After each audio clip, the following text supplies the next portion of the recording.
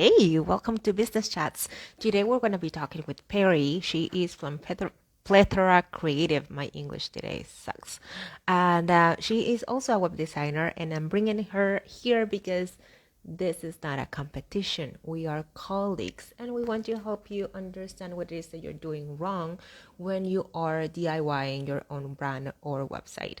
So basically, we're going to be talking about a little bit about her story as an entrepreneur, as a freelancer, and also her. I'm able to give her access. As per usual, Instagram says that you cannot join. Yay, fun time. Um, I'm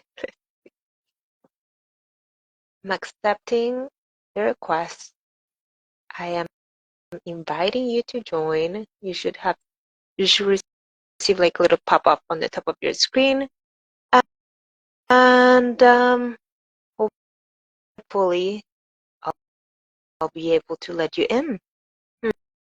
Hmm.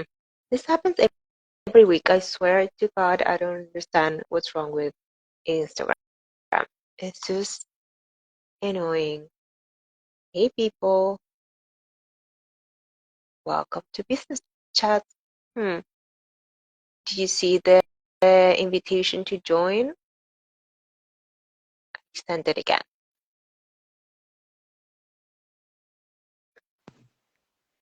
There you are, I think. Aha, Hey, we there we go. made it. That's Yeah. awesome. I think this was record time. Usually it takes me like 10 minutes to be able to let someone in. It's so annoying. Oh, How are you? Welcome. thank you. I'm really good. How are Um, you? great. Thank you so much for joining me and for being so patient with me. Last week I had to reschedule. Thank you so much. You're the best. Absolutely. I'm happy to be flexible. So can you please introduce yourself? What's your name? What it is that you do? Yes. So my name is Perry. I own Plethora Creative. And as the name indicates, I kind of do everything. That's I exciting. primarily focus on web design and development. That's kind of my biggest offering, but I can do everything from designing book covers and interiors to other kinds of graphic design and just social media stuff, all the things. That's so cool. Where in the world are you located? I'm in Arizona in the US. Okay, awesome. So when exactly did you start your own business? I started really casually, just on the side, probably I think 2012. And I kind of just grew it from there, getting more and more official, finally putting together a website for my offerings in like 2015. And so, yeah, it's been kind of a slow ramp up since 2012. That's one of the things that distinguish us as web designers. We usually are the last ones to have our website set up for ourselves. Very true. When was the And last time mine that needs a you full updated your redesign right portfolio? Sorry? now. Sorry. I was just saying my website actually needs a whole redesign right now as we Well, speak. I was just asking you when was the last time that you updated your portfolio? Actually, the portfolio piece I'm decently well keeping up on. So Awesome. yeah, it's all pretty up to date. But the rest of the website kind of needs an overhaul. Yeah, same. It's so hard to keep up with client work and everything. Yeah, So for after sure. 12 years of being in business, you must have a ton of tips and tricks on how to successfully be a freelancer, right? Yeah, I've learned a few things. One would hope so, right? So let's see. For someone that's starting today, they are like, I'm gonna take the plunge. I'm definitely going to do my own thing, whatever it is. Not doesn't matter if it's web design or anything else, but they want to create their own business online and just get it done. What would you say is the first thing that they need to do? Have a contract. True. Because there's nothing like getting started. I'm excited, I have momentum, and then getting smacked down by a client just going off the rails, and Yep. it's a real momentum killer. And so protecting yourself with a good contract is like, do that yesterday. 100%. I wish I had heard that when I was starting out. I spent 3 years picking on the name of my business. That was a big mistake. Just That's the before fun even part, starting the though. freaking business. Sorry? I said that's the fun part, naming things and Yeah, such. yeah, Contracts aren't as fun. yeah, absolutely. That's why you keep postponing it and postponing it. And after you have your contract in place to be able to work with your clients, what do you think is the next step that they need to take? Um, Focusing on processes. It's Mm-hmm. something I wish I had done sooner. It's something that I've hit really hard in the last few years, and it's had really good results in my internal efficiency, my ability to bring someone else on board to a project as needed. Having processes kind of sets you up to expand from being just solo to saying, hey, you do this piece of the project I need to do. Would you work with me on this? And kind of bringing in subcontractors or partners. And yeah, it's just made a huge difference having actual processes figured out and written down. Yeah, So, totally. Now with AI, I feel like it's definitely easier to figure out what the missing steps are, and instead of just going through the process and actually making a lot of mistakes, mhm, now you can just mhm, ask whatever AI tool that you want to just give me the SOPs for this process or that process and just test it absolutely. out. Exactly. Yeah. And then I kind of did that backwards. I just kind of winged it for years and I didn't uh, even think about, am I doing the same process each time? Am I forgetting things each time? Like for the longest time, I didn't even think about that. And then eventually I went, oh, I could write down kind of what I commonly do and solidify that. That might be a good And idea. just take that off your head because that takes a lot of sort of mental bandwidth, right? Being Yes. having to think about, oh, did I do this? Did I do that? Just have a checklist ready Hmm. and everything should be just good to go. Exactly. Now, as a web designer, since that's the main out of all of the services that you offer, that's the main service that you offer, you wonderful colleague. A lot of people say that we will be competition. I don't think so. I Nope. think we are colleagues. Yes. Um, what would you say are the best tools that you have in your toolkit to help your clients? Mm. Um, well, I have a preferred tool of choice for actually building their website. I love using Elementor. Awesome. So Oh, that's good to know yeah, because I really personally don't like Elementor for WordPress. So it's good to know that you do so I can send clients that really want Elementor to you. there you go. I should find out what you use so I can do that in reverse. Yeah, no, I like it personally. I feel like I've learned it inside and out, like to a deep, deep level, and so I can make it do pretty much anything I want it to do, and then I can hand it to the client, and they can easily make small changes. And I Mhm. caution them against, don't break your site, but Yeah, um, they can make changes. Also, if circumstances change for them and they can't continue working with me on an ongoing basis, if I'm out of their budget, it's easy enough for them to find someone else who understands Elementor and maybe costs less. And so I really like being able to hand my clients something that's future proof and is not just tied to me, and they can continue using it and owning it no matter where they have to go after working with me. absolutely. So I really, really like that. And then I use several tools that help just keep our project flowing smoothly as well. So I use Moxie for project management and Yay, I love invoicing, and Moxie. it's amazing. So that I feel like people have really enjoyed that. I used a ton of different other tools prior to that, and I've tried probably everything in existence. And that one seems to have gelled really well with my Yeah. clients. And so that's been really nice for everyone. And I use like visual feedback tools as well. So I've used Markup and Pastel, and currently I'm trialing Ruddle because it has some features that I really like. Hmm. But just, giving people, it's web designing and graphic designing, those are very visual mediums. And Yeah. so giving people a very visual way to leave their feedback Hmm. has been game changing. Absolutely. So, For sure. I love that. So is you only work with WordPress and Elementor? You don't have any other platforms that you develop websites on? I have one or two clients that are on Wix, and I work with them because I like them. Okay. But I'm not a fan of Wix in general. I really find WordPress and Elementor to be kind of the golden ticket for me and my clients. So yeah, Yeah. I mean, if I have someone like, hey, I need to edit a little bit of text on my website, it's built with Divi, I'm like, okay, we'll do that. That's fine. But I don't work with it on the regular. Yeah, absolutely. It makes total sense. Once you learn a tool to the deep end, it's just the best Hmm. idea to keep that tool and go Yeah, with it. Absolutely. yeah. So what would you say?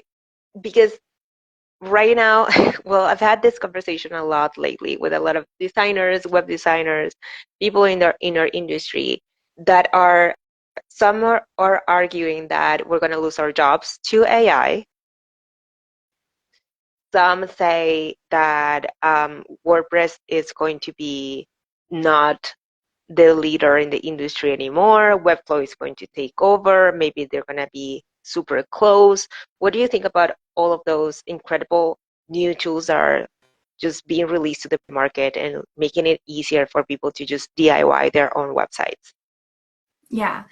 I think that AI is an interesting question because I don't see it being at a point yet Mm. where it's going to really realistically replace humans. I've seen what it can do. It's not quite there. But I think the smart thing to do is to be on the early adopting end of understanding AI and how it can help. I see AI as kind of like a 24/7 available assistant. Mm-hmm. And so if there's ways that web designers can integrate AI into their workflow, into their design process that are, ethical and quality, then I think let's do that because that increases efficiency, which then means higher profit, better savings for your client, whatever. It's a good business decision.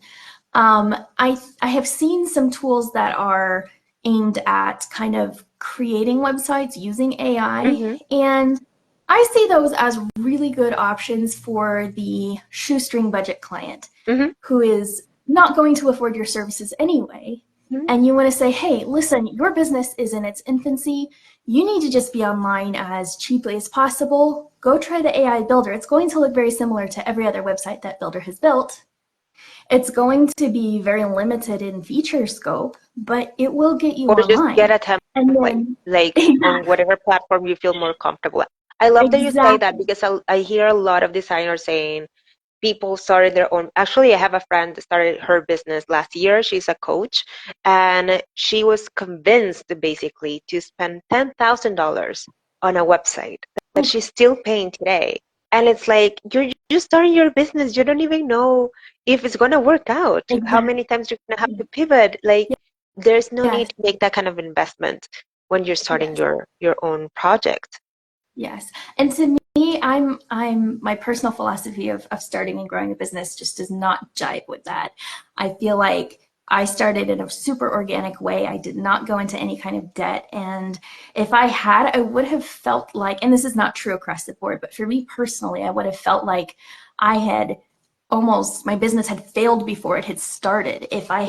had this huge price tag hanging over my head that I was constantly trying to live up to in terms of income and sales. That would have stressed me out like crazy. Same, same. It would have been horrible. So, what do you think about tools like Webflow that are a little bit more, well, a little bit no, a lot more techy than something like Wix and offers no code development in comparison with WordPress and Elementor, for example? Yeah, so I think that there is space for all of these different popular tools. I think that they each serve a different kind of audience, and I see that some of them specialize real heavily in being extremely user friendly, or in Hmm. other words, website owner friendly. And I think that's great. There's a place for that. There's also a point where a business reaches that it needs something more complex to where they can't self-manage it. And so when I'm talking to my clients and they bring up something like that, like, well, what about this builder or this website tool? I'll say, well, where are we headed? Because if something like Wix or something like Webflow, if that can handle the full trajectory of where your business is going 10 years from now, that's great. Go for it. Use it. I mean, I may not know how to build with it. I can either figure it out Yeah. or I can hire someone who knows, or you can go find someone who knows already and we can make that happen. But, if it won't take you all the way to your end goal, I encourage people to start with what will get them there because it's such a Yeah. pain to move platforms halfway through your business journey. Absolutely. I couldn't agree more. You need to know what your goals are, not only right now, what it is that you want to sell, whatever it is, how you want to structure, or you need to structure your website, but also what functionality you're going to need in 1 year, Yeah. 2 years time, so you can actually have a good foundation to be able to use that platform. Absolutely. And I 100%. feel Yeah, like I lately think, like WordPress tends to be like the more expensive. Um, Not expensive because expensive feels like it's just out of the person's budget. It's just the higher ticket solution because it's so much more, it allows much more complexity to a website mhm, right. than other tools that you can just link with a couple of other tools and make it work for smaller businesses. But for Right. things that need interaction of membership sites or courses or like Hmm. languages, whatever it is, and you have to have a lot of things in play, WordPress is a Yes. great option. But for Yes. something simpler, a smaller business, maybe not so much. What do you think? Yeah. Yeah, I think if someone has a tool that they've already started with, like I've had clients say, "Hey, I started building something in Wix. I paid $250 for a year, but I don't want to Mm, leave." I'll say, "Okay, and if their needs are not going to exceed what Wix can do down the road, yeah. I say, "Okay, let's stick with Wix. Let's do that." So that's why I have a few clients that are, Hmm. they're on Wix and I work with them and it's fine. Um, but yeah, I have actually developed a little kind of an offering that brings WordPress to those simpler websites, those lower Okay. ticket clients, and it's kind of a subscription based situation where I Mm, have created templates in Elementor that I can deploy rapidly. There's minimal customization to them, and then they just pay one bundled price per month, and it's very, very low. So your tiny business owner that needs to get started can get started. And then what that means is they are already on WordPress. It yeah. is WordPress. So if they come to me 5 years down the road and go, "Hey, my business is going gangbusters. It's amazing. But now I need to offer a course on how to do what I do." Hmm. I'm like, "Okay, great. You're already Let's on a just plug it platform that in. can That's it. handle that." So Hmm. I understand exactly what you're asking. And I've actually kind of been working on like, how can I meet that funny need where like we need to get online simply and quickly and cheaply, but we might be growing down the road. Yeah, that's a great approach. Now, speaking to those new business owners, maybe they don't have the budget to hire a designer right now. They are going to go the DIY route on whatever platform it is. Any platform is acceptable. Do not believe Mhm. anyone that tells you you do not do that. Like, Mhm. there's a platform for everyone. Um, so what do you think are the biggest mistakes that they usually make when they DIY their website? Then they come to you and they're like, hey, I don't know what I did, but help. So one thing I see frequently is right at the very early stages. Frequently, people will just go with whatever's being advertised the most. Hmm. And I would say research, research, research, because there are so many amazing tools out there for DIYing. And if you just go with the one with the biggest ad spend, that might not be the best tool for you. So that's kind of upfront. That's the first thing that That pops into my head is like, happened to me yesterday. I had a meeting with a potential client, and she told me that she had paid for Kajabi mm, she's just creating the content for her first course. yes, And she is paying for Kajabi. That's like $300 a month. I was it's like, unreal. mm-mm, no, Mm-mm, go back. don't Let's do that. just step back for a second. Rewind. Yeah, Yes. No, totally. that's a great example. Kajabi is a great example of that because, again, everybody hears it. People who teach how to make courses always recommend Kajabi. And it's like, oh, you don't have to start there. Exactly. It's a great tool. It's super Yeah, complex. If you have the budget for it, like yeah, go for it. go for it. It's great. Yeah. But mm, if you're literally creating your very first course and you don't even have proof of concept, like you Mm-hmm. don't know that you could sell this thing, that is not the that's not the tool to use. Thank you. You can quote me if you need to, if it would help. Oh, I will.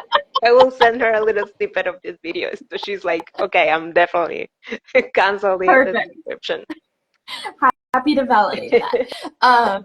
Yeah, so just choosing a tool is a big, first step issue that I see. And then beyond that, it goes into, you know, if you have the budget and you're starting a business in a I have capital to spend sort of way, you talk to a brand designer and they go through who are you talking to? Who's your ideal client?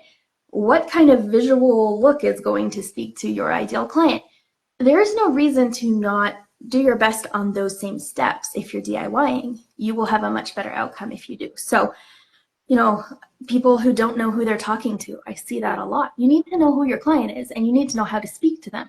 And sometimes when you're first starting out in your business, you don't understand that. But as you talk to your client in real life, you will start to notice I say these things this certain way Mm-hmm. frequently. I explain what I do in this particular way more often than not. Okay, that's how you speak to your client. Start writing Mm-hmm. those things down And even if you and making don't them really simple. know who your client is, just choose one and then adjust along the way. Yeah. Yeah. And that's another thing I've done is I put together like a super simple, like 2-page worksheet for small business owners to start thinking about who is my client, who am I talking to?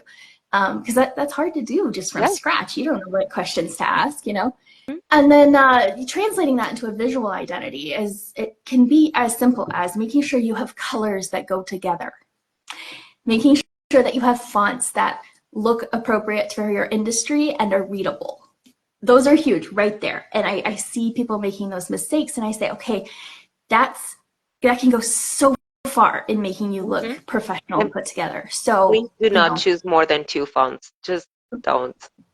Thank you very much. I agree 100%. Yes, 100%. And you mentioned tools like AI tools and such that there's some amazing stuff out there that can give you kind of a shortcut to figuring out your fonts and your colors. Mm-hmm. I mean, if you open up Canva, it has pre-built like here's some colors that go together. You can put in a color that you like. It'll show you a bunch of other colors that could go with it. And so there's a lot of shortcuts. You don't have to do all of that from scratch or be like a branding professional to get that part figured out. Just giving it a little Absolutely. bit of attention it goes a long way. And just keep it simple. Just try not to choose the Canva logos that have a million gradients and like Yes. splashes and blobs and just Yes. keep just the name of your business. That's it. Choose your color palette. Keep it simple. You can always make it more complex later, but Yes. no. I tell people you need a dark neutral, you need a light neutral, and you Mm-hmm. need 1 or 2 accent colors, and you are Yeah, set. You can totally run a business on those 4 colors. for sure. Like that'll Absolutely. do the trick. Yeah. Yeah. So, and then I think probably the last thing that comes to mind when people are DIYing a website is um, they frequently never look at the mobile version of their website. And that is really important these days because people have a phone in their hand like more often than they don't, it seems. And the, Yeah, the chances that someone's going to look you up on their laptop are much lower than they're going to look you up on their phone. yeah. And so if your fonts are tiny and if your website elements are like wonky and off to the side on their phone, that does not speak well Mm-hmm. of your professionalism and your business quality. So just, whatever tool you are using, make sure that it has, a mobile view editor. And Um, there are some tools that don't have a mobile view, like Canva websites. That's uh-huh. fine. I mean, there are other tools that you can use for free to create your website. But if you really want to use Canva, just make sure that everything is just in one column. You'll Mm-hmm. see it in mobile in just one column without Yeah. any fancy stuff, and at least it will be Yeah. um, readable.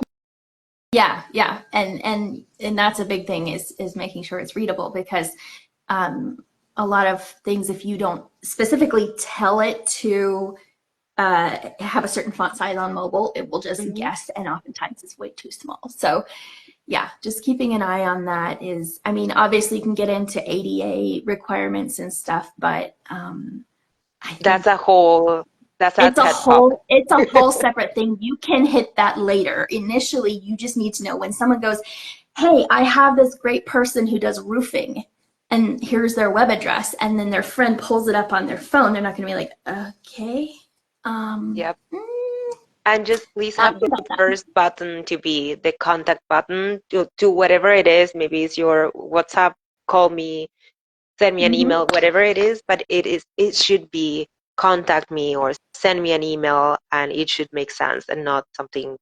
I've seen websites that have 2 or 3 sections without any calls to action. And it's Mm, like, if they are on your website, they're probably trying to contact you for some reason or in yes, some way. So yes, make it easy. Just try to put yourself in their shoes and make it easy for them to reach out and contact you and hire you. That's the exactly, whole point. exactly. And and to tie that into what I was just saying about mobile sites, make sure that your contact button works on mobile. If it's a phone number, make sure that it's actually linked with that telephone link to like actually pull up the dialing app on their phone and just right away they can call you. That easy. Absolutely. I love that. That's a big one. A lot of websites miss that link. They have the number, but Mm-hmm. they don't have the link. That just Mm-hmm. makes it a lot easier for someone just click and then call. That's it. Yes, so much. Anytime you can cut out steps or friction between them reaching Hmm. you, that's a good thing. You're going to win more business if it's easy, easy, easy to get to you. Absolutely. So you mentioned that you had like a freebie for new business owners, right? So they can start figuring this thing out. Where can they Yes. find that? Um, so on my website, there is a blog section, and I almost every blog post there, there's not very many of them because it's my website and I Yeah. don't give it enough attention, but almost every blog post there has a freebie attached to it. So one of them is called Identify Your Ideal Client, and Mhm. that is a really nice, quick, easy to understand worksheet that'll walk you through basically creating a super simple buyer persona. So that one is one of the blog posts, and you can find the freebie at the bottom of the post. Perfect. So what's your website link? It is plethracreative.com. Amazing. Okay, so now you know if you need a WordPress designer that works exclusively with Elementor, you can go to Perry and, well, a lot more she can offer, or just ask me and I will send her, telling you her contact information so you can reach out. Thank you again Wonderful. so much for joining me today. This was amazing. Thank you for having me. This is an absolute blast. I loved it. Of course, have a great rest of your day. Thank you. You too. Bye.